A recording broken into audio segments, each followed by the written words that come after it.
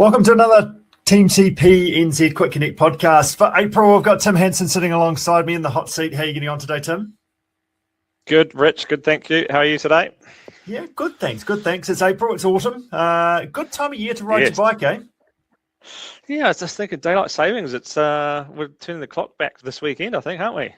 Yep, as we record this right now. It'll be turned back by the time you listen to this, no doubt. But does give you a bit of time in the morning, doesn't it, to be able to potentially do stuff. It is dark in the morning on the other side of things. So, yeah, but the weather's settled. I like autumn. I like to be able to go out and just have some good days out in the hills and out on the bike. So, yeah, looking forward to it. Good to get out there and good to get into it.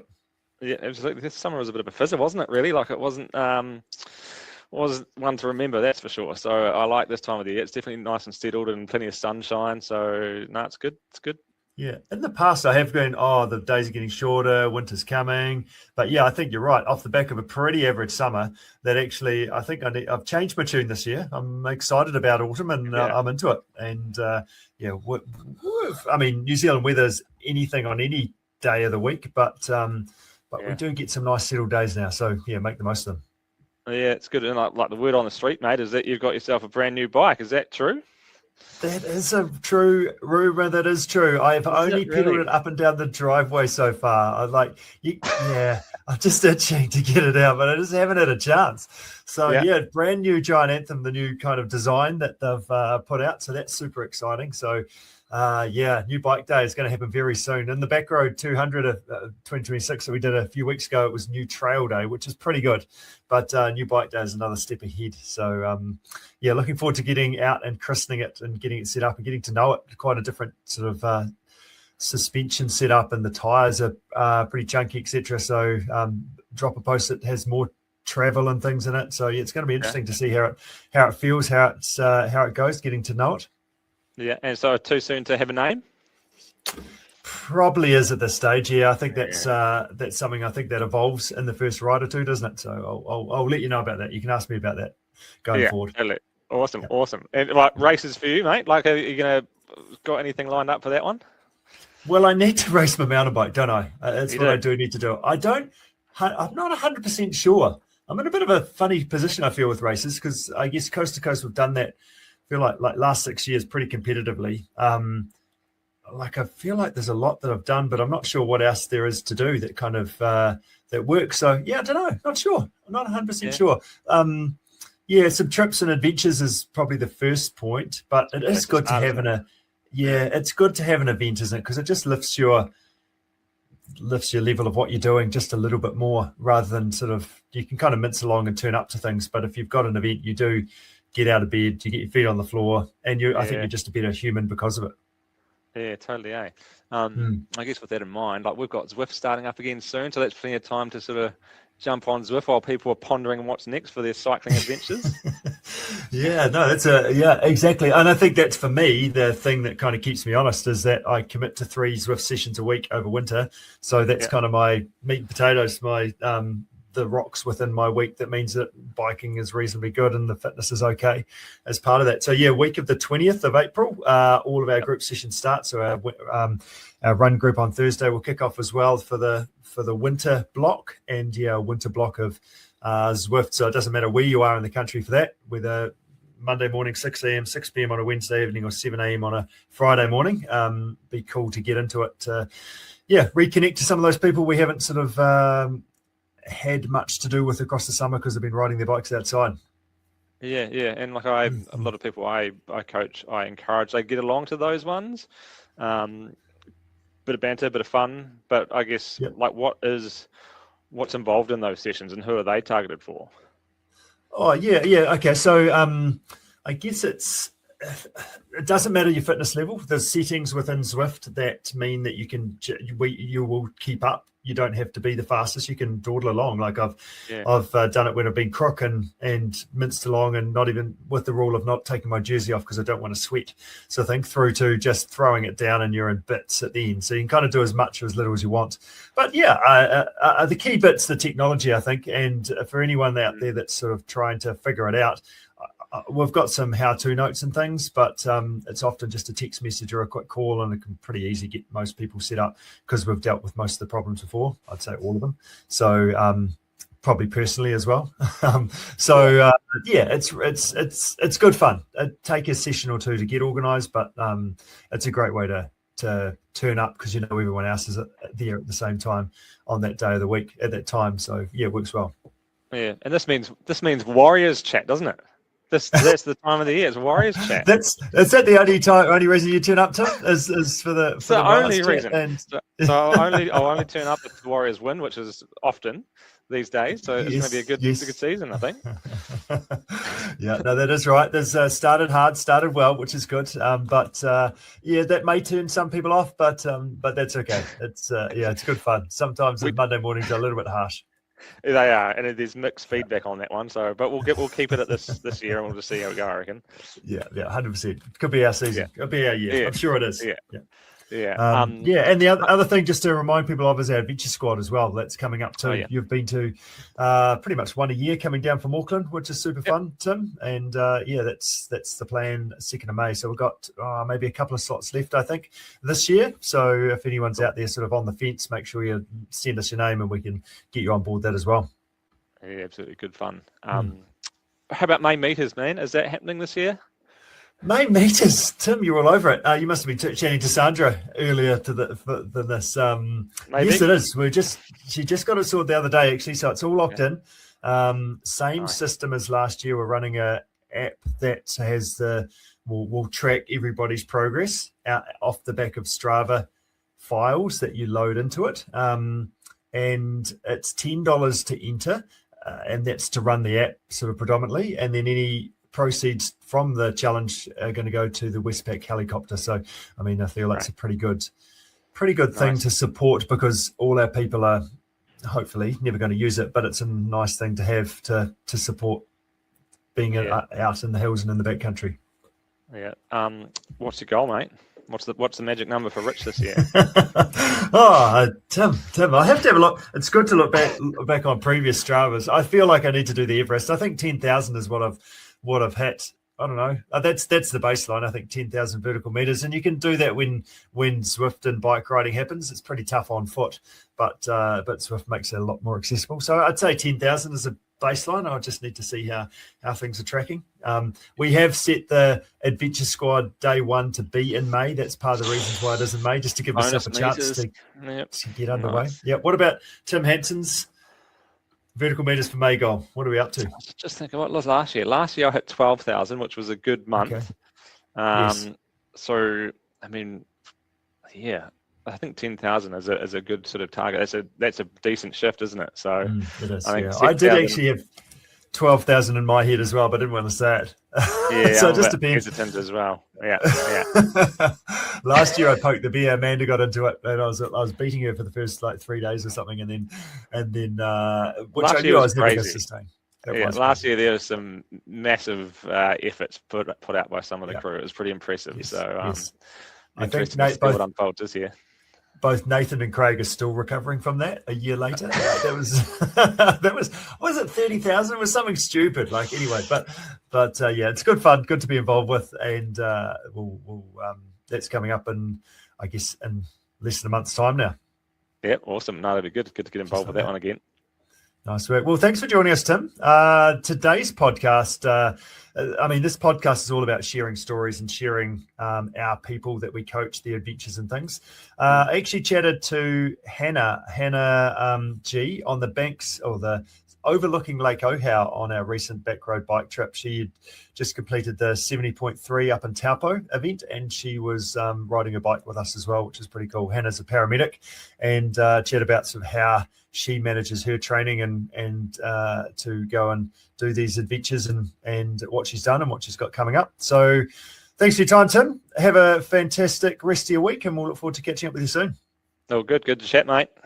Good job. Well done, Tim. Thank you. Yep. And we're on the overlooking Lake Ohau. We're at the end of day one of our Backroad bikepacking trip 2026. Hannah G, how are you feeling? Not too bad. Today was relatively flat, so I think there's a little bit left in the legs for all the hills that we've got the next 2 days. Yeah. I did ask you how are your legs feeling before, and you said ask me tomorrow. So is that sort of what you're going to hang out and just see how they're feeling tomorrow? Yeah, we've got the option of getting a lift to the top of the hill, so we'll see how we go in the morning. No, surely not. So let's kick off by just describing your day. Here we are in Ohau. We started off at Teamcpnz this morning. Tell us about your day. It was a little bit chilly to get started, a bit overcast, but not raining, so nice weather to ease yourself into it. And then I think as we came into Twizel, the cloud lifted and started to warm up a wee bit, and some stunning scenery.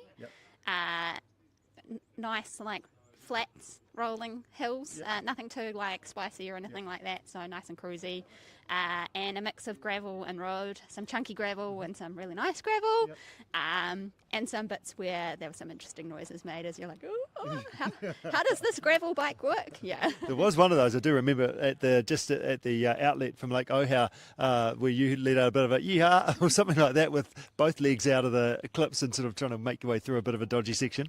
Oh, yeah, but it's where's the line? It's definitely not what I'm on. Yeah.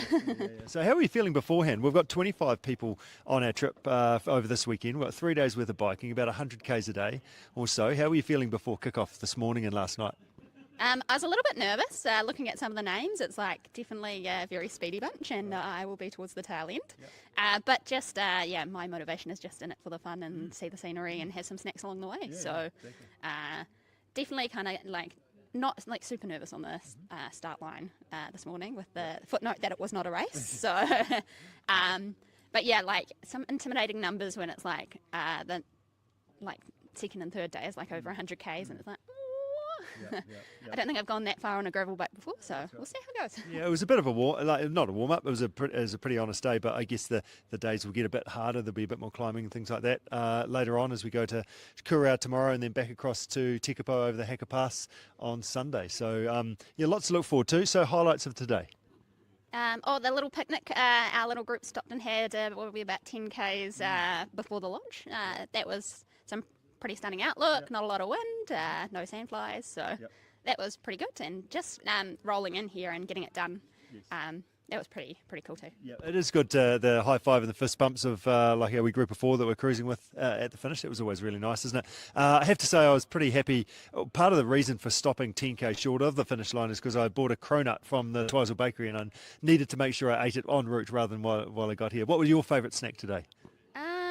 What did I have?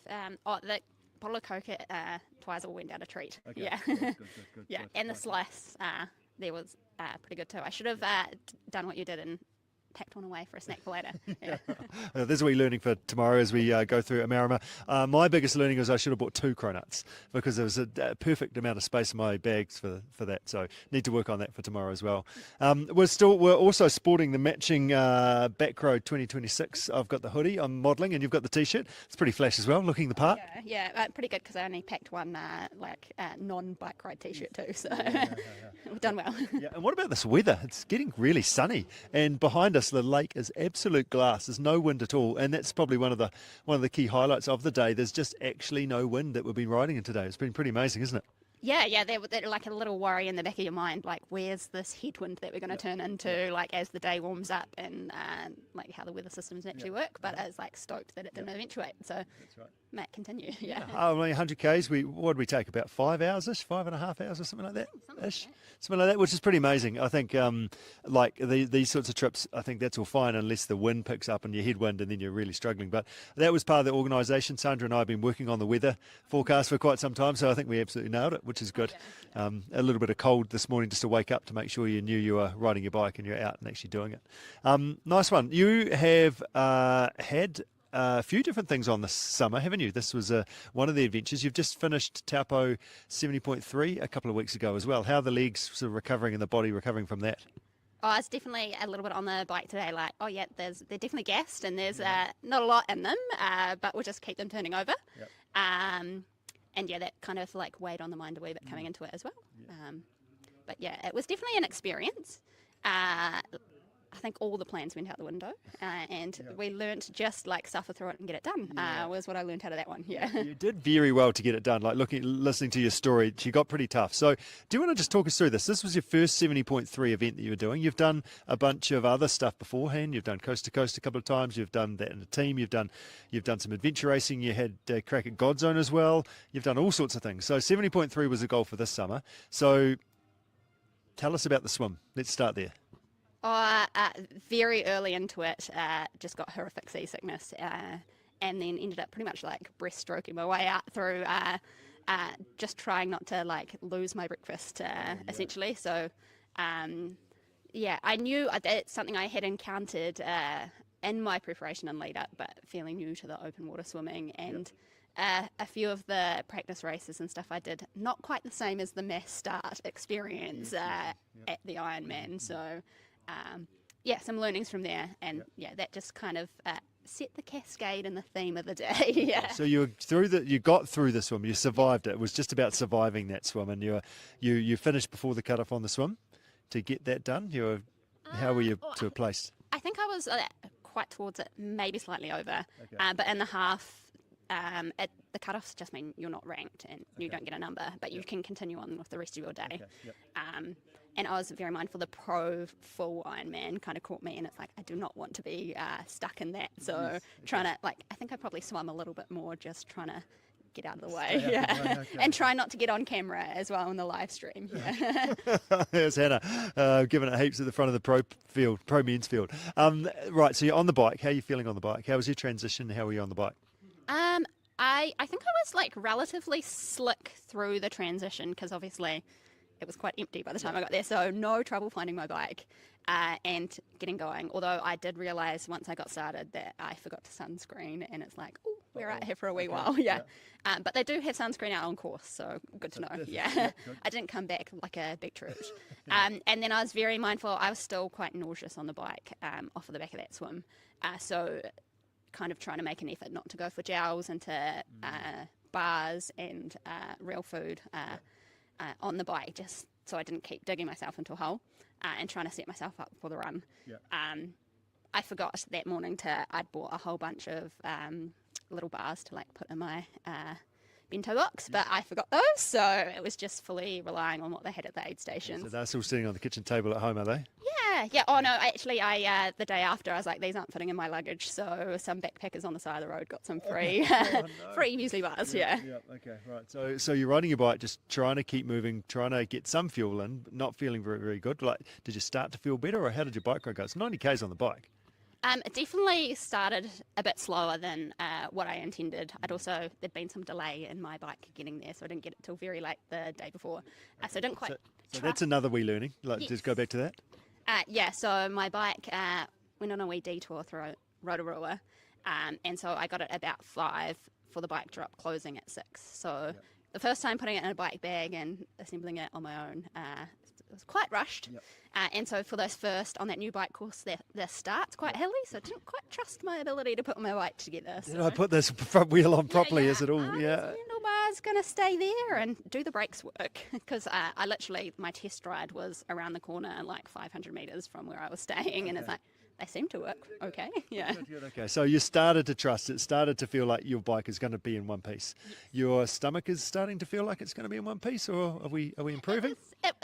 Feeling better, but still like a little bit dodgy. But I had reminders set on my watch every like half an hour to eat something and drink something, and the goal to like have a bottle gone within the like hour plus or minus 2 if I could.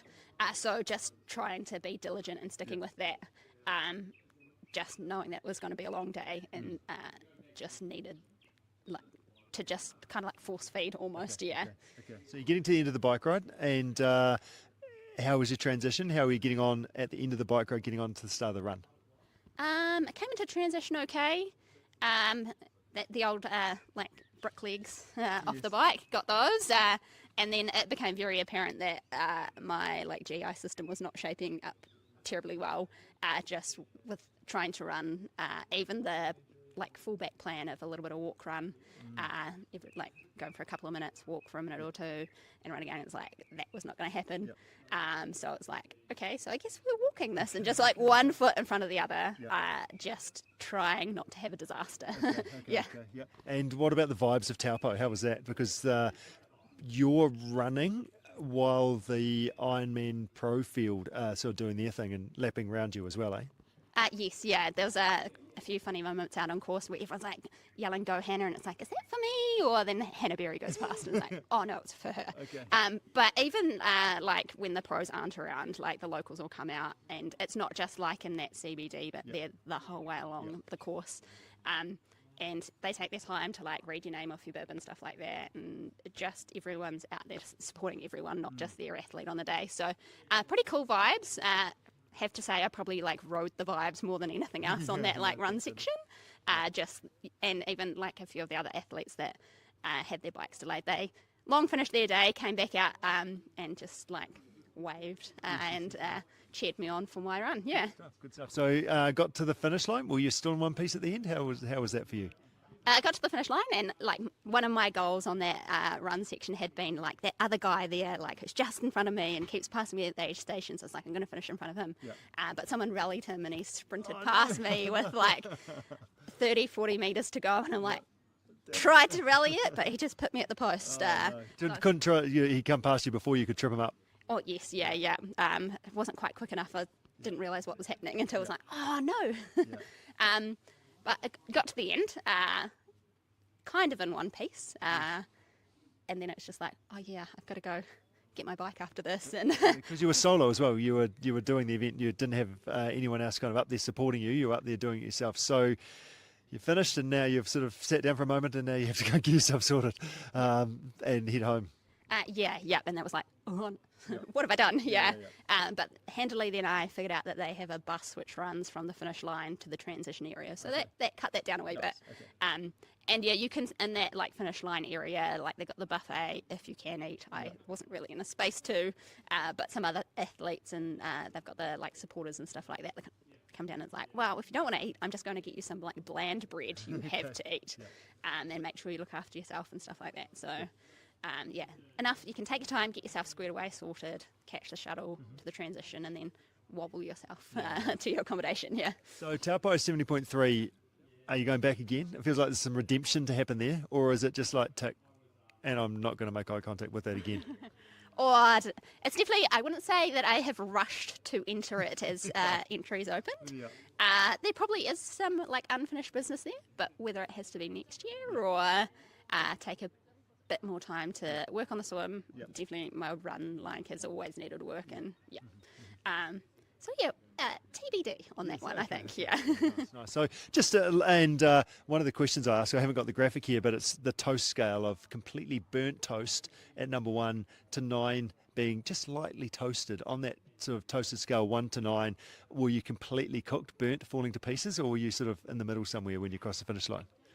Well, I think I was approaching 9, like almost about to catch fire type burnt. So we'll call that a 1. Right. So almost in bits, basically. So don't give me another step to take. I'm just completely finished here. Yeah, pretty much. It was a long day, and it was hard.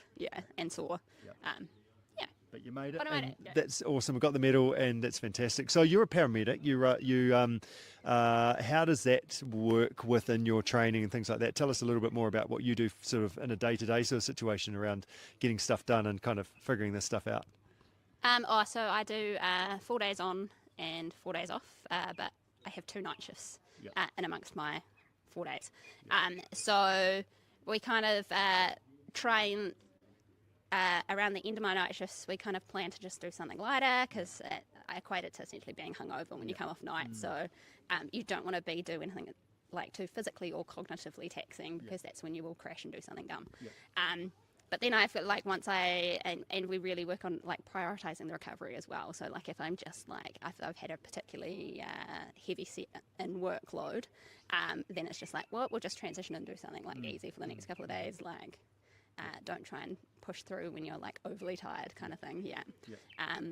but sometimes I manage like the bigger sessions before my night shift. Like it sets me up quite nicely to keep me up for 12 hours. So yeah, go earn my nap before I go to work. Yeah. Yeah, nice. So we've been working together for, I'm not sure, I was trying to think about it on our bike ride today, quite a while now, hasn't it? Yeah, I think 2019, I think maybe. Okay, yeah. Good stuff. That's good. We've done lots of different stuff. You were involved in the adventure squad last year as well. Are you going to come along to some more trips this year? Yeah. I think I fired off my email. Okay, I haven't seen the list. Yeah, okay. So tell us a little bit more about that for you. Like, how have you found that in terms of being involved in that crew as well? It's really good not to have to like think about the planning and logistics of a big day out in the hills. Yep. Someone picks the course for you. Yep. And then we kind of like naturally self-seed on the day into the ones who are like going for it and going to run the whole thing. Yep.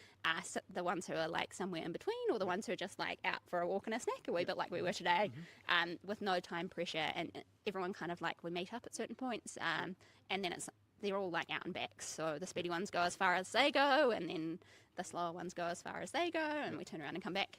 So far the ones I've done, I think we've been pretty good with the weather, like a few icy starts and things like that, but like nothing too horrific. Yeah. I'm the one who stresses over where the heck are we going and how are we going to do this around different weather choices and things like that. So yeah, that's good. And how do you find, like today you're just cruising, how have you found the level for yourself in regards to those winter adventure trips? Oh, a bit like I said coming into this, you do worry. You're like, oh, I'm going to be too slow, but everyone just kind of like adjusts and matches and kind of like tries to include everyone. Yeah, so right. You don't really need to be too worried about it. Like, yeah, you get there when you get there. Like, yeah. That's right. I think that was one of the things today. We just had, with our wee crew, we just had more fun. We were out there for a bit longer, weren't we? We stopped and with some views and had some things to eat. It's a little bit like the adventure squad as well. You actually just sort of soak it up, enjoy it a little bit more rather than bashing through it and kind of missing stuff. Oh, yeah, exactly. Quite a few like sit-down lunches, sit-down snack spots. Yeah. Stop for a wee photo opportunity here or there and like try and pick out like what hills you can see in the distance kind of thing. Yeah. What are you up to next? So you've just finished your Taupo goal. What's happening? What have you got in the pipeline coming up? Spring Challenge, September I think it is. Yep. Just trying to, a few of the girls from work, we signed up last year. It was their very first time doing an adventure race or anything like that. Yep. So trying to whittle the time down a wee bit on that. But they're quite keen on doing some longer endurance style races, like adventure races. Yep. So there'll probably be lots of days in the hills and stuff like that too. And with those other two, we've also got a 3-person 2-day coast entry for next year. Cool. So one of them's going to take on the mountain run and one's going to take on the road cycle. So I'm giving myself the goal to get one of my tippy boats out and through the gorge, hopefully up the right way. Yeah. It's a good thing I've been working on my swimming for the last year though. Yeah, swimming, we're not going to do swimming, but that's one thing that you're right into as well. Like you've done coast to coast, but paddling is kind of the thing you've taken hold of, and you do lots of sort of lower Waimak trips and things like that as well. So what's your plan? What boat are you looking to paddle, and what's your plan there? So I think it was last year I bought an N2.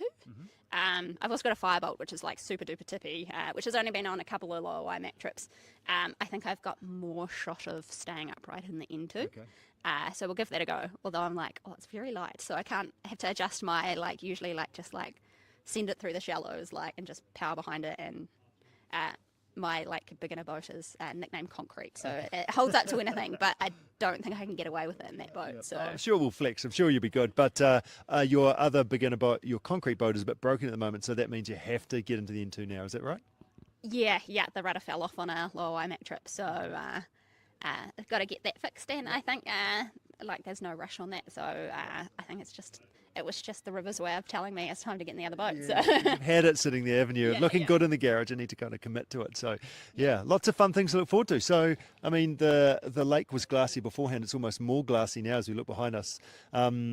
Excited for tomorrow? A little bit nervous for the very big-looking hill that we've got straight off the bat at the start, but then down the other side, it looks like it's going to be a cruisy day, and the weather is meant to be better than today, so win-win. Yeah. Happy days, and we've got some food happening soon as well. We've got some beers happening over here as well, so time to go and put our feet up. Yeah, and there's hot tubs over there, so maybe there. Yeah. Well done, Anna. Good job.